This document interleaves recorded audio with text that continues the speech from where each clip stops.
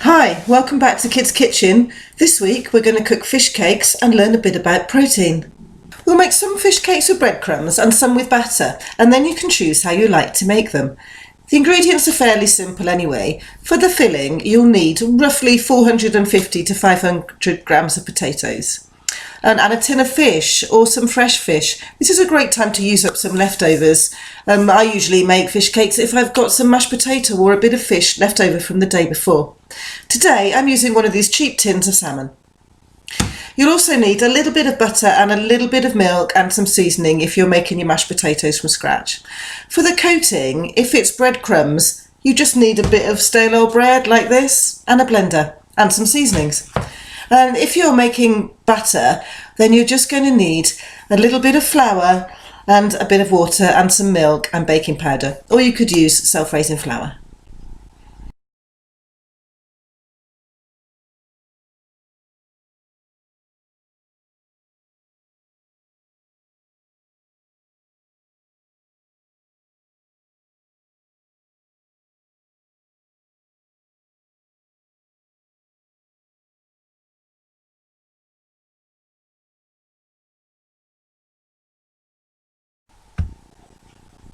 For the equipment, you'll need a potato peeler and a masher, a chopping board and a knife. Remember to get an adult to watch you when you're using a sharp knife.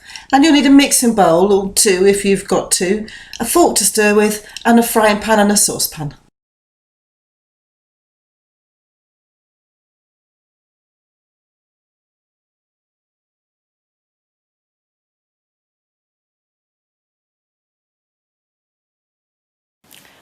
So to start with, we'll carefully peel our potatoes.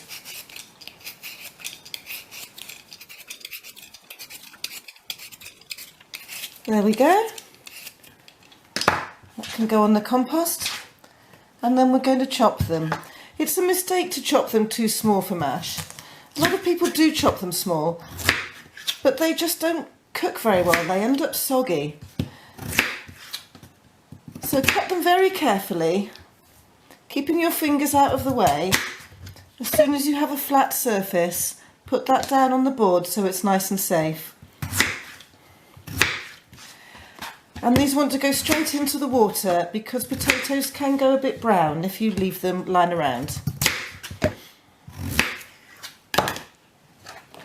So we'll put these straight into a pan of water and boil them for about 10 minutes until they get really soft. And then we'll just prepare the fish whilst we're waiting for the potatoes to boil. I've opened the tin of fish and now I'm just going to pour away the liquid that's in there. And then we need to carefully remove that lid, and remember that the sides can get very sharp if you've opened it with a tin opener. Tip the fish into your bowl and then pick out the bones. There's usually one big bit of backbone in a tin of salmon. Oh, there it is. See? This needs to come out. I've also picked a few chives from the garden to add to the flavour, so we'll chop those up nice and small and add them to the bowl.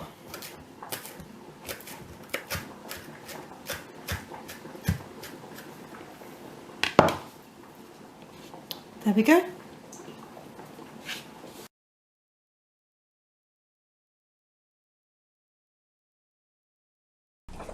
So now I'm going to just tear up my bread into some pieces and chuck it in the blender and whiz it up until it's in little crumbs. Here we go, get ready for the noise!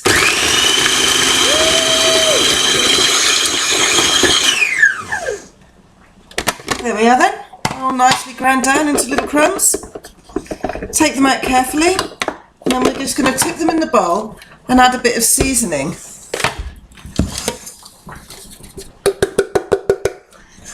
It's nice to put in a bit of salt and pepper. I like a bit of chilli in mine, but you could add anything else, like some herbs or other spices.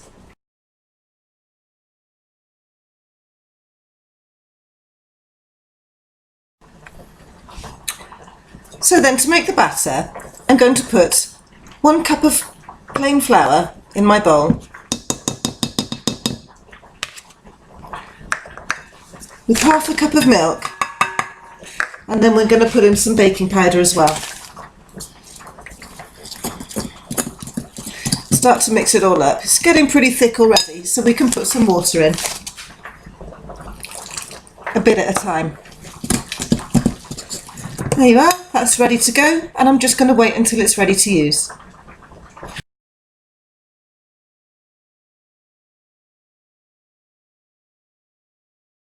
So now my potatoes are soft, because I can put a fork into them like that, and there's no resistance at all. That means they're soft enough to mash. Now when I'm making mashed potatoes, I always put them back, after I've poured the water away, I always put them back on the hot ring just for a moment and stir them a bit so they dry out a little bit, and then they're much less soggy when you come to eat them. And then we'll take the masher, carefully hold the pan steady so that it doesn't slip away, and just mash them until they're nice and soft and creamy. You don't have to be as fussy as for normal mashed potato. It doesn't matter if there's a couple of little lumps left in it. But just to make it nice and soft, we'll add a little bit of butter and a little splash of milk. And that'll just give it a nice creamy texture and a lovely flavour. Splash of milk. And a pinch of salt. And then stir that all up whilst they're nice and hot and the butter will melt. And then we're just going to leave them to cool down for a couple of minutes and then add them to our fish. So now I'm just going to tip my potatoes into my fish and mix it all up together. There, that's all nicely mixed through. Now you just need to make sure that it cools down enough so that you can handle it with your fingers, because we're going to shape them into fish cakes and add the coatings. For the breadcrumbs, by far the easiest thing to do is just to tip out your breadcrumbs onto your board and then get a dollop of mixture from the mixing bowl. Make it into a little patty. Now with the breadcrumb ones, we're not going to dip it into flour or anything, because it helps if it's very slightly moist on the outside, and then the breadcrumbs will stick better. The breadcrumbs is my favourite type really. I don't like them much with batter, but obviously it's up to you. With the breadcrumbs, you can make them in advance and put them over to one side. But try to be gentle, because the crumbs don't stick all that well until they start cooking. And then if you like, you can wrap them up and put them in the fridge or the freezer, and they'll keep for quite a long time. When you make the ones with batter, obviously you need to put them straight into the pan. So just try to pat the breadcrumbs into the surface a bit. Go around the sides and then just move that over until you're ready to cook it. With these ones as well, if you're careful, you can grill them, but I'm going to fry them because we're going to do them all in the frying pan today. For the batter, I've put a bit of flour here on the chopping board, and then I'm just going to make some nice dry little patties like this, and then we'll just dip them in the batter and fry them straight away. You need to make sure that your frying pan is nice and hot before you put them in. So I'm going to take my fish cake, drop it in the batter and flip it over. The batter's a bit sticky, but try and make sure there's a nice thick layer of it all over. So now we need to just test the oil to make sure it's nice and hot. Drop a little bit of batter in there, and as long as it sizzles nicely, then that's ready to go. So I'm going to get one of these in there without making too much mess. Okay, so I'm going to drop my battered fish cake straight into that bit of fat, and then it needs to cook underneath before you try to turn it over. It's the same with the breadcrumb ones. Put them into some nice hot fat and let them cook at the bottom before you try to turn them over, otherwise you'll just end up with a mess. Always use a wooden or plastic spatula with a non-stick pan in case you end up taking some of the coating off. When it's started to cook underneath, flip it over, and when you've got them all flipped over, we can turn the fat down a little bit so that they warm nicely all the way through the fish cake. We hear a lot about protein, but what does it actually do that is good for us? Well, protein provides us with amino acids, which are like building blocks for our bodies. They build, maintain, and replace all of the tissues in our bodies.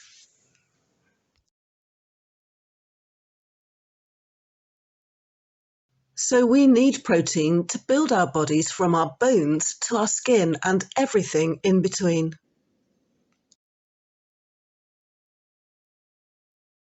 If we don't get enough protein in our diets, we will not grow up strong. In fact, we will become ill. Our bones and muscles will suffer, and also our livers and our hair and our skin will suffer, and will be more likely to get infections. So what foods have protein in them? Can you remember your Eat Well guide?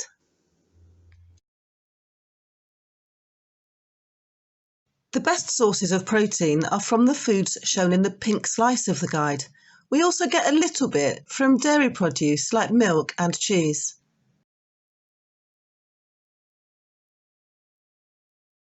See if you can guess which of these foods give us protein.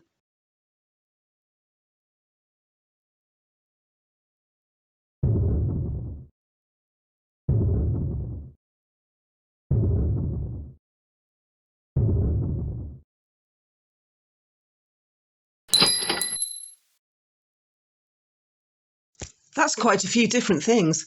Protein is easy to get, even if you're vegan, because there's loads of it in nuts as well as beans and pulses.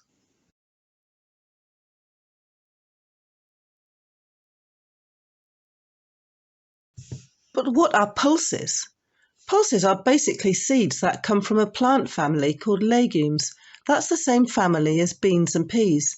So this includes black-eye beans, haricot beans, kidney beans, broad beans, cannellini beans, butter beans and loads more, plus lentils and also chickpeas. So hummus also gives us protein.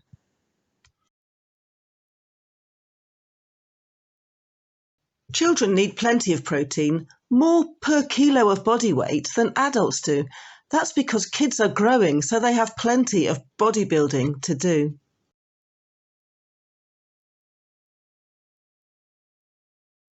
More or less, you should have 2 portions of protein food every day. A portion is different depending on how big you are, but roughly, a slice of chicken breast, half to 1 fillet of fish, or 1 to 2 tablespoons of beans or pulses make up 1 portion.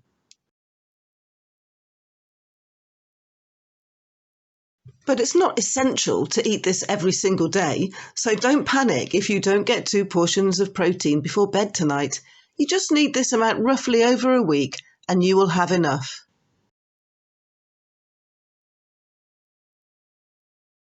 Now for a little bit of science.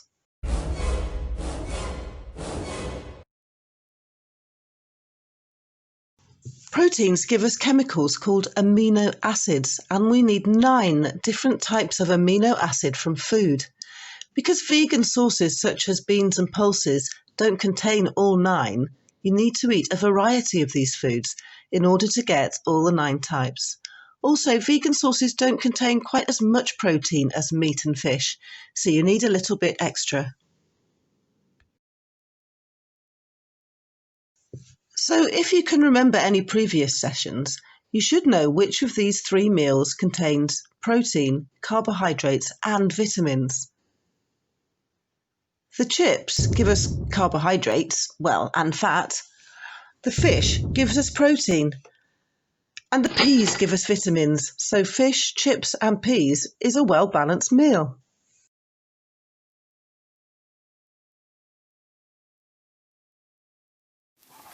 So now after just a few minutes, here they are ready. Check that they're cooked all the way through. And then you can have them with anything you like. You can have them with chips, although you don't really need to because there's already carbohydrates inside them. You could have them with corn on the cob or a bit of salad. Or some beans and a bit of ketchup. That'd be ever so nice. So what nutrients have we got in our fish cakes? You can see that fish is in the pink slice of the Eat Well guide, which is for foods that are rich in protein. All fish is a good source of protein, and oily fish like salmon have other great benefits. They contain omega-3 fatty acids, which are good for our joints as well as our brains and our hearts.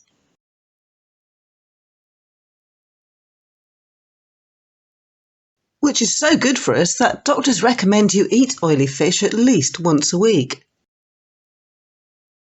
You might think that potatoes would come in the green part of the Eat Well guide as they're a vegetable, but in fact they're a great source of carbohydrates, so they come in the yellow slice of the guide and they give us energy.